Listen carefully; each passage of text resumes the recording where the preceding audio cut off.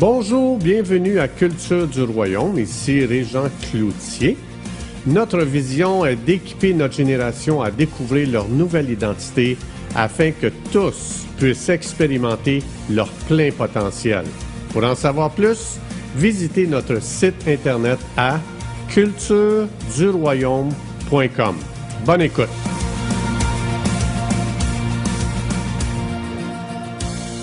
Aujourd'hui, je vais parler d'un sujet qui est tellement important. Évidemment, je pense qu'il y a des sujets qui sont un petit peu plus importants que les autres, mais aujourd'hui, je vais parler d'un sujet qui est tellement important pour notre santé mentale, notre santé émotionnelle, notre santé spirituelle, notre santé relationnelle à tous les niveaux. Et même aujourd'hui, ce qu'on va voir, c'est tellement important, le sujet qu'on va voir aujourd'hui, pour qu'on puisse et dans notre vie, expérimenter le plein potentiel que Dieu nous a donné, mais non seulement ça, mais aussi d'expérimenter un potentiel corporatif. Il y a vraiment quelque chose qu'il faut saisir aujourd'hui, que je veux vraiment vous partager. Et ça me fait plaisir de parler de ce sujet-là. C'est un des sujets préférés que j'aime, mais c'est sur les pensées. Y a-t-il quelqu'un ici aujourd'hui qui ne pense pas? OK. Alors, ça veut dire que vous êtes la bonne foule pour le bon message, mais c'est tellement important. Le sujet des pensées, je pense que c'est quelque chose que jamais on enseignera trop sur ça. Je fais juste penser, j'ai réalisé, vous savez, quand je suis sorti de l'hôpital après l'année passée, ça fait déjà presque 1 an, mais quand je suis sorti de l'hôpital, j'étais tellement à terre, j'avais tellement plus d'énergie que je n'arrivais même pas à penser. Fait que si quelqu'un a levé la main qui ne pense pas, là, tu as besoin d'énergie. OK? Mais ça demande tellement d'énergie de penser. J'ai réalisé ça pour la première fois de ma vie. Je pensais que penser, moi, ça ne demandait même pas d'énergie. Ça se faisait tout seul, mais j'ai réalisé, j'arrivais même pas à penser, imagine-toi. Tellement ça me demandait de l'énergie. Et quand mon énergie a commencé à monter, quand j'ai commencé à être capable de repenser à nouveau, j'ai réalisé, il faut que tu sois en forme, en tabarouette pour penser. Ça a l'air de rien, mais c'est vrai. Puis, après, quand j'ai commencé à prendre l'énergie, la deuxième étape que j'ai traversée, c'est que j'avais de la difficulté à penser. C'est-à-dire, j'avais beaucoup de pensées négatives. Y en a-tu ici? Est-ce que ça vous est déjà arrivé d'avoir des pensées négatives? OK, bienvenue dans la gang. Donc, les autres qui n'avaient pas levé la main, on confesse votre péché devant Dieu. On aime les pécheurs ici, mais on ne vous laissera pas pécheurs. Faites-vous-en pas. Ça va changer. Mais j'ai réalisé, écoute, j'ai tellement vécu de combats dans mes pensées. C'est vraiment les pensées les unes après les autres. C'était comme, ça m'amenait à vivre des sentiments et des combats à l'intérieur. Et c'est pour ça qu'aujourd'hui, je voulais parler de ce sujet-là. Je ne savais pas sur quoi penser. Et cette semaine, justement, puisque j'enseigne sur les rêves, j'ai fait un rêve. Puis Thérèse a dit, écoute, selon ton rêve, tu devrais amener un message sur les pensées. Alors, c'est pour ça aujourd'hui que je vais parler de ce sujet-là. Mais la première chose qu'il faut savoir, c'est qu'une pensée n'est jamais neutre. Êtes-vous d'accord avec moi? Une pensée ne pourra jamais être neutre, c'est-à-dire, donc le processus d'une pensée, lorsqu'il vient de penser, la première chose, c'est qu'il vient de penser, ensuite de ça, la pensée se transforme en émotion. Ensuite de ça, non seulement, ça ne restera pas là, cette pensée-là va se concrétiser en action. Ça, c'est obligé, ça va toujours suivre ça. Et c'est pour ça que quand je vivais toutes ces pensées-là, le temps de me remettre en shape puis de commencer à penser à nouveau d'une façon santé. Ça a été tout un combat, ça a été toute une montagne à monter, mais faites-vous-en pas, elle est montée aujourd'hui. Mais ça va toujours revenir, c'est toujours quelque chose qui va revenir. Donc, une pensée va toujours, comme j'ai dit, elle ne sera jamais neutre, elle va t'amener à une émotion. Donc, comme par exemple, si supposons ici aujourd'hui, il y a quelqu'un dans cette salle qui pense qu'on ne vous aime pas, est-ce que cette pensée-là peut rester neutre? Non. Elle va engendrer quoi? Une émotion. Non seulement elle va engendrer une émotion, elle va aussi engendrer une action. C'est très rare quelqu'un qui est ici aujourd'hui qui dit « Dans cette église-là, je ne me sens pas aimé, mais je vais rester là puis je vais m'impliquer. » Alors, c'est pour ça que l'ennemi, la première chose qu'il veut cibler dans votre vie, c'est votre pensée. Parce qu'il y a un tel potentiel pour une Église de se donner la main, de se tenir ensemble, puis de dire, « Hey, on va faire la différence dans cette génération. On va faire la différence dans cette ville. » Mais pour ça, ça commence où? Ici. Tu as beau amener la vision que tu veux, tu as beau motiver les gens que tu veux, l'ennemi, ça, il prend juste une pensée comme ça, il la lance dans l'Église et il vient de briser le potentiel de cette Église. Une seule pensée. Il n'en prend pas beaucoup. Et c'est pour ça qu'aujourd'hui, je pense que ce sujet-là, il va être très important parce que pour l'ennemi, pour faire ce qu'il a à faire, il a juste besoin d'une seule pensée. C'est ça aujourd'hui que je vais partager avec vous, comment c'est important. Donc, si c'est pas pour rien que l'ennemi, il veut absolument semer dans ta tête aujourd'hui qu'il y a quelqu'un dans l'Église qui ne t'aime pas, ou le pasteur ne t'aime pas, ou bien on ne t'apprécie pas. On ne reconnaît pas tes dons, on ne reconnaît pas qui tu es, on ne reconnaît pas ce que tu fais. Aussitôt qu'une pensée comme ça vient dans ta tête, j'ai eu un amen. C'est pas merveilleux ça? J'aime ça, moi. Je vais juste vous dire en passant, les enfants, moi, ça ne me dérange pas. OK? Jésus il a dit que de leur rassembler. On devrait être plus bruyant dans les rassemblements, je trouve. Avez-vous remarqué les enfants, comment ils sont libres? C'est fou comment dans la louange, juste dans la louange, comment on est pogné, tu sais. Tu vois, les enfants, mon ami, ça chante, ça danse. Jésus dit, redeviens comme ça. C'est tellement important. OK. C'était bon. Oups. Quelqu'un qui me tire par en arrière. C'est bon aussi, j'ai aimé ça. Pasteur Sam, qu'est-ce qu'il dit aussi aujourd'hui? Tu sais, des fois, juste pendant la louange, elles sont-tu fatigants de répéter? Voici comment je me combats. Tu sais, c'est pas ça, hein? Vous comprenez pourquoi ils m'ont dit reste assis aujourd'hui? Tu sais, viens pas sur le stage faire la louange. Moi, je les comprends tellement. Mais là, vous venez juste de semer une pensée là, dans ma tête, là, que je commence à avoir un petit combat, je commence à avoir des luttes. Hey, moi, je finis pas le message.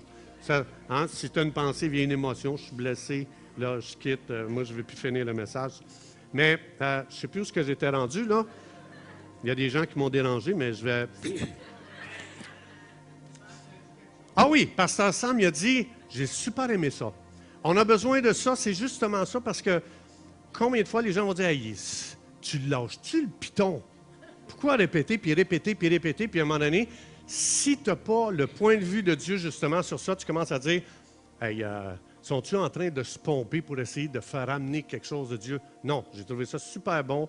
C'est vraiment une parole de connaissance ce matin qui a été donnée par le Saint-Esprit dans la louange concernant la ville de Jéricho. J'ai super aimé ça. Je pense que je vais mettre des droits d'auteur là-dessus. Je vais l'écrire dans un livre. Je vais prendre les droits d'auteur sur cette phrase-là, mais j'ai trouvé ça super bon. Tu sais combien de fois les gens pensent que c'est un one-shot, puis écoute, Dieu il a entendu. Non, mais j'ai aimé ça. C'est pour aligner le corps au complet, parce que l'Esprit de Dieu est en train d'amener une vérité, il est en train d'amener un réma à travers la louange. Puis le Saint-Esprit veut juste amener l'Église justement à s'aligner avec ce que le ciel est en train de faire. J'ai bien aimé ça. Une bonne main d'applaudissement pour Sam. C'est important. OK, alors, donc, ce que je veux dire, c'est que ça prend juste une pensée dans ta vie pour commencer à avoir des problèmes. Êtes-vous d'accord avec moi? Ça n'en prend pas beaucoup, ça n'en prend juste une. Comme j'ai dit, ta pensée ne peut pas être neutre. Donc, ça veut dire, c'est pour ça que la cible numéro 1 de l'ennemi dans ta vie, c'est ta pensée. Pendant le rassemblement, ce qui est ciblé, c'est ta pensée. Pendant la louange, c'est ta pensée. Pendant le message, juste de dire, hey, j'ai-tu hâte qu'ils finissent. Abandonne cette pensée tout de suite, au nom de Jésus. Non, c'est pas vrai. Alors, donc, si tu acceptes une pensée de l'ennemi, c'est sûr, non seulement qu'il contrôle tes émotions, mais il vient de contrôler ta vie. Il vient de contrôler tes choix. C'est absolument sûr. Juste un petit témoignage personnel.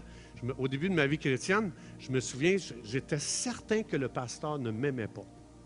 J'étais convaincu.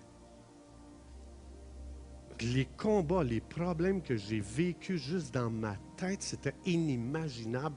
Puis à chaque fois, puis on dirait que l'ennemi, il s'arrangeait pour que toutes les expressions du pasteur confirment.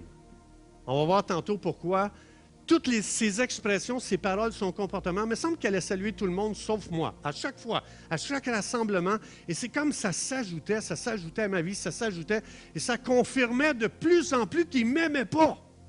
Mais moi, je ne comprenais rien à la guerre spirituelle. Je ne comprenais pas ça encore. J'étais nouveau croyant, puis j'ai bouffé, mon ami, cette pensée-là, c'est incroyable. Puis je me souviens, j'étais à une réunion de prière, et puis j'ai dit au Seigneur, « Seigneur, c'est la dernière fois que je viens à la réunion ici ce soir, parce que ce pasteur-là ne m'aime pas. » Et ce pasteur-là, il était assez sensible à l'Esprit de Dieu. Puis dans sa prière, il dit, « Seigneur, si jamais quelqu'un ici ce soir pense que je ne l'aime pas, je viens te demander de le délivrer au nom de Jésus. » J'ai fait comme, « Wow! » Mais là, j'ai réalisé, Colin, ça veut dire que toutes ces semaines-là de combat puis de lutte intérieure, ça veut dire que j'ai vécu une vie fausse pendant toutes ces semaines-là. Absolument. C'est pour ça que chaque pensée que tu acceptes va te faire vivre une vie, soit qui est de Dieu, soit qui n'est pas de Dieu. Et j'ai vécu plein d'émotions. Et l'ennemi est en train de contrôler mes actions parce que j'avais décidé, je ne vais plus jamais à cette église-là. Donc, c'est pour ça que je pense le sujet des pensées, est-il à propos pour nos vies? Absolument. Donc, aujourd'hui, c'est différent, on grandit, mais quand même, c'est tellement puissant. Alors, j'avais d'autres témoignages, mais l'heure avance.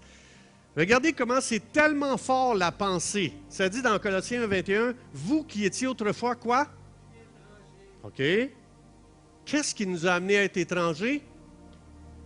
Nos pensées. Et non seulement ça, il dit, vous étiez autrefois étrangers et ennemis de Dieu par quoi? Par tes pensées. Pense à ça une minute, là, arrête-toi là. Dieu qui t'aime, qui a donné son Fils, qui pense juste à ton bien, à tes intérêts. Un Dieu parfait. L'ennemi peut réussir à te mettre Dieu ennemi face à lui juste par tes. Imagine-toi s'il peut faire ça avec une créature parfaite, qu'est-ce qu'il peut faire entre nous qui sommes imparfaits? On peut-tu s'imaginer comment l'ennemi peut nous amener à vivre des choses inimaginables juste par une seule pensée? Et c'est pour ça qu'aujourd'hui, je veux vraiment partager avec vous comment c'est important les pensées. Donc, un Dieu parfait, on est devenu ennemi avec lui. Donc, ce que ça veut dire, c'est que je ne peux pas entretenir des pensées qui naissent de la nature pécheresse à l'intérieur de moi et de m'attendre à vivre une vie abondante. Si je veux vivre une vie abondante, ça commence ici, entre les deux oreilles, à savoir comment penser. Alors, comment on fait pour penser? Ça dit ici dans 2 Corinthiens 10, 4, 5, ça dit les.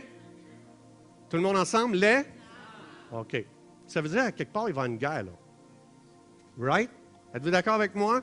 Ce verset te prépare, il te prépare à savoir qu'il y a une guerre. Prépare-toi, il y a une guerre. Si tu as besoin d'armes, c'est qu'il y a des ennemis. S'il y a des ennemis, ça veut dire qu'ils vont te faire la guerre. Et le contexte ici, ça dit, les armes avec lesquelles nous combattons ne sont pas humaines, mais elles sont puissantes par la vertu de Dieu pour renverser des forteresses. Et il va expliquer ici de quoi il parle. Il va dire tout de suite après le verset, il dit, nous renversons les raisonnements et toute hauteur qui s'élève contre la connaissance de Dieu. Et ensuite, tout le monde ensemble, nous amenons toute pensée captive à l'obéissance de Christ. Alors, ce que ça veut dire ici, dans le verset, je vais juste m'arrêter un peu. Le mot raisonnement, c'est logismos. Donc, vous dites, moi, ça ne me dit rien. Moi non plus, mais regardez bien qu'est-ce qu'on va voir. Logismos, ça veut dire logique. Ça veut dire l'ennemi va t'amener dans une guerre dans ta tête et dans tes relations juste en devenant une personne avec des pensées logiques. Autrement dit, Satan va toujours te faire raisonner. Ben voyons donc, regarde ça là. Comme moi, là, quand j'ai eu la pensée que le pasteur ne m'aimait pas, là, c'était logique. Il ne m'a pas encore dit bonjour à cette réunion-là. 1 plus 1 fait 2, là. Je tombais dans la logique. Une pensée logique n'est pas une pensée de foi. Le juste vivra par la, pas par la logique. Logismos, ça veut dire, si tu es une personne qui cherche à vivre logique, si tu essaies de tout comprendre logiquement les choses dans ta vie et autour de toi, Tu es piégé, tu vas tomber dans une guerre spirituelle et l'ennemi va réussir à t'amener à être emprisonné. Ça parle de forteresse. Mais ça parle de forteresse, c'est par les pensées que l'ennemi arrive à t'emprisonner. C'est comme ça que l'ennemi arrive à faire de toi un esclave, emprisonné à cause de tes pensées. Et c'est pour ça que ça dit, c'est très important, chaque pensée que tu as, ne cherche pas à être logique, cherche à être quelqu'un qui a des pensées de foi. Qu'est-ce qu'une pensée? Une pensée logique, ça veut dire, je regarde la situation, ça plus ça donne ça. Une pensée de foi, c'est, je ferme mes yeux sur les circonstances, je regarde ce que Dieu dit dans sa parole, et si Dieu a dit, je déclare ce que Dieu dit et je ne crois pas ce que je vois. Ça, c'est des pensées de foi. Donc, ça veut dire que je ne suis pas appelé à marcher par la logique. Plus que tu es raisonnable, plus que tu es logique, plus que tu vas tomber emprisonné entre les mains de l'ennemi. C'est ça que ça veut dire. OK? Alors, ça veut dire que c'est une guerre. Il est en train de dire, c'est des armes, on combat. Ça veut dire qu'il y a une guerre à quelque part. Il y a une lutte à quelque part. Et ça veut dire que si tu laisses aller tes pensées, t'es fini, man. T'es fini complètement. Parce que l'ennemi, pour t'emprisonner, ça prend juste une pensée qui n'a pas été amenée à l'obéissance de Jésus. Donc, c'est pour ça que l'ennemi veut que tu te sentes pas aimé, pas apprécié, pas reconnu à ta juste valeur. C'est pour ça que l'ennemi veut absolument semer une pensée en toi. Et il sait que si tu laisses aller tes pensées, parce qu'elle n'est pas neutre, comme j'ai dit tantôt, elle n'est pas neutre tes pensées. OK? Donc, il sait très bien le ravage qu'il peut faire. Il sait très bien comment il peut te lier dans ta vie. Ça commence juste avec une pensée. Alors, logismos, c'est ça que ça veut dire. Ça veut dire que c'est toute pensée qui est née en dehors de Dieu. Donc, c'est pour ça que c'est important de se fermer les yeux, comme j'ai dit, et puis je regarde ce que Dieu dit dans les Écritures.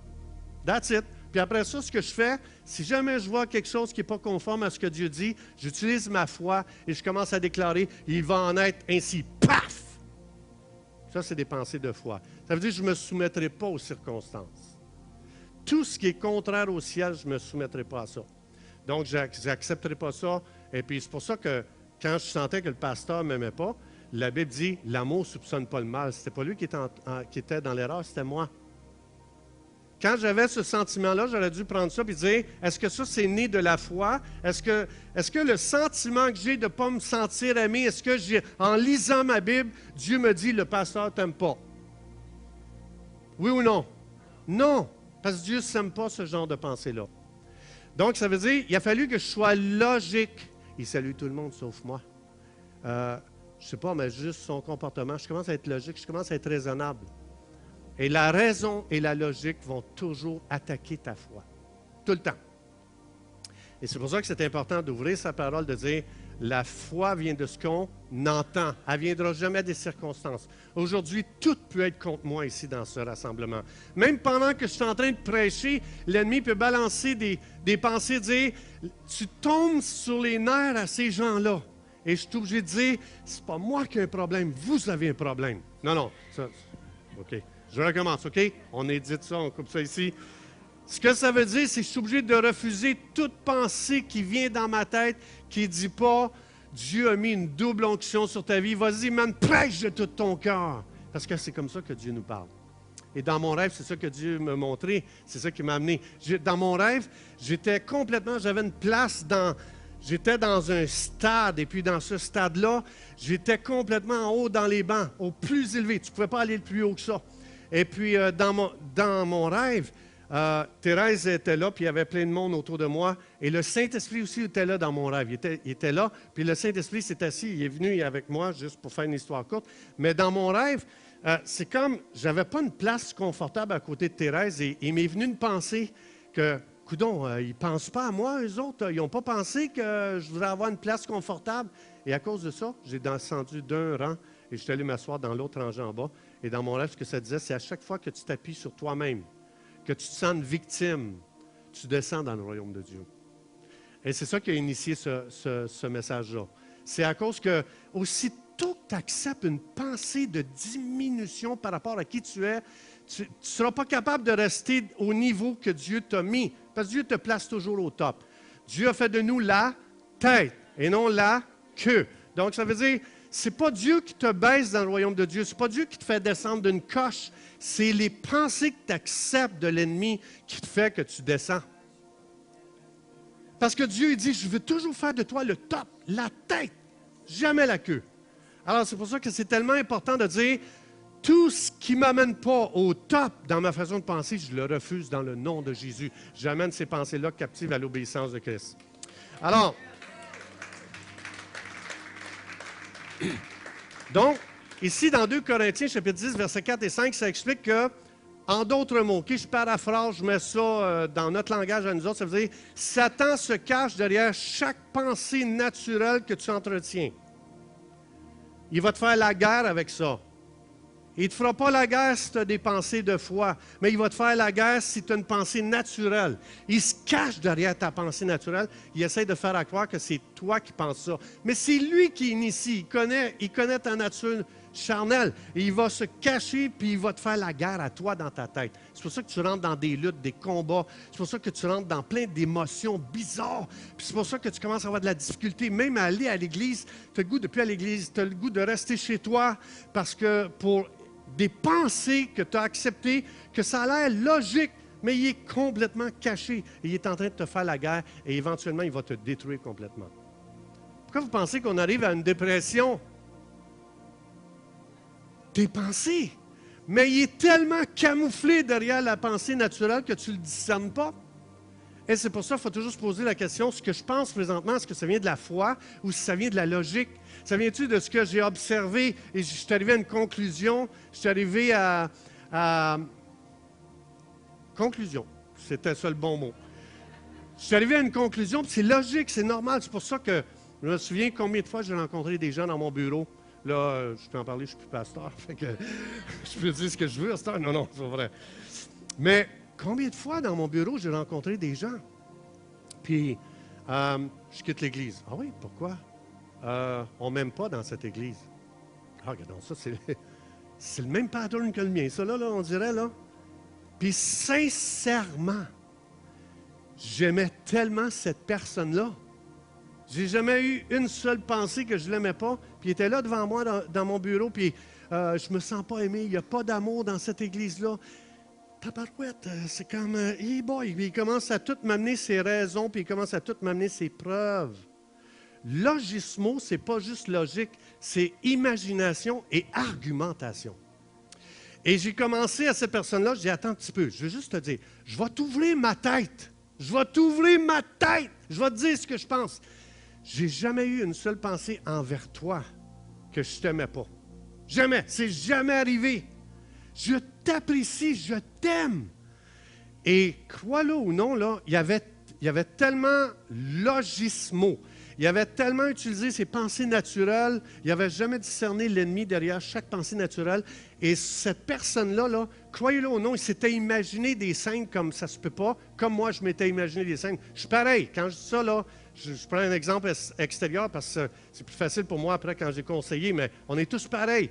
Puis là, le gars, il a commencé à s'imaginer plein d'affaires. Il est tombé dans une imagination parce que tout ce qui est né en dehors de la parole de Dieu, si l'origine de ta pensée est charnelle, c'est obligé, ça ne pourra pas rester là. Tout ce qui vient après, l'imagination est charnelle aussi. Et les argumentations deviennent charnelles. Et il y a des preuves à l'appui, là. Tu sais, il m'en amène. Je dis, hey, écoute, je veux juste te dire, je t'aime. Et la personne tombe dans un argument. Elle m'amène des arguments, elle m'amène des preuves. Et là, j'ai réalisé, je dis, tabarouette, comment je fais pour le délivrer? Écoute, je n'ai jamais été capable. Parce que, comme ça dit, tu tombes, tu es barricadé par tes pensées. Satan est obligé d'utiliser des pensées naturelles pour t'emprisonner, te barricader. C'est une forteresse. Je suis comme, hey, c'est pas moi qui t'aime pas, c'est toi qui penses de même. Puis, même en essayant d'y montrer, tu es derrière une forteresse, tu t'es encabané, tu t'es emprisonné, man. Il faut que tu sois libéré. Il n'a jamais amené ces pensées-là à Jésus. Et le gars était fini. Ses actions ont été complètement contrôlées juste par un mensonge derrière ses pensées naturelles. Et c'est pour ça que c'est tellement important. Dieu, il veut tellement qu'on apprenne à penser avec lui. Des pensées de foi, pas des pensées naturelles, pas des pensées charnelles, pas des pensées qui naissent de ta nature déchue.